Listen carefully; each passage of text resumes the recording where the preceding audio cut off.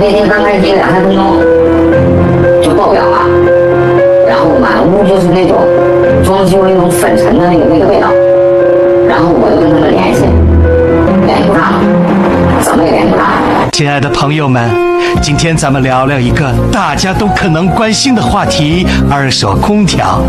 最近天气越来越热，很多朋友开始考虑给家里添置空调，特别是一些预算有限的朋友，可能会选择购买二手空调。但是这里面的猫腻可真不少，今天我就来给大家揭开这层神秘的面纱。最近夏夏在网上买了2台二手空调，开机2-3分钟，整个房间里面就是一股很浓的那种装修粉尘的味道，根本没法用。夏夏还发现自己买回来的二手空调噪声大，制冷效果也不理想，而且到月底一看，电费多得惊人。为什么会出现这些问题呢？首先，你在网上看到的那些光鲜亮丽、价格又便宜的二手空调，很可能是经过了一番精心打扮。有些不良商家会用化学清洁剂对旧空调进行清洗，甚至使用除黄剂来让老旧的机身看起来焕然一新。但你知道吗？这些化学剂中可能含有对人体有害的成分，长期接触可能对我们的健康造成很大威胁。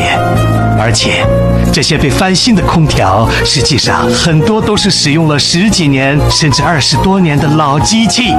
虽然外表看起来还行，但内部的零件可能已经磨损严重，效率低下，耗电量大，制冷效果也大打折扣。更让人气愤的是，有些商家还会随意贴上假冒的能效标签和品牌标识，让消费者难以辨别真伪。这样的二手空调不仅使用起来问题多多，而且长期来看，还可能给我们的健康和钱包带来双重打击。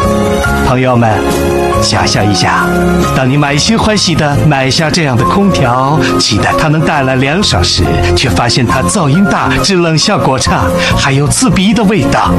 更糟糕的是，这些空调可能已经成为各种细菌和霉菌的滋生地，会对家人的健康造成严重的威胁。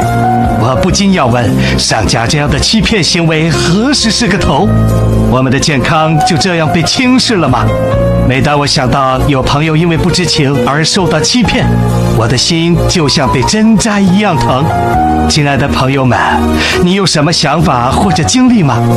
欢迎你在评论区留言交流，谢谢你的留言。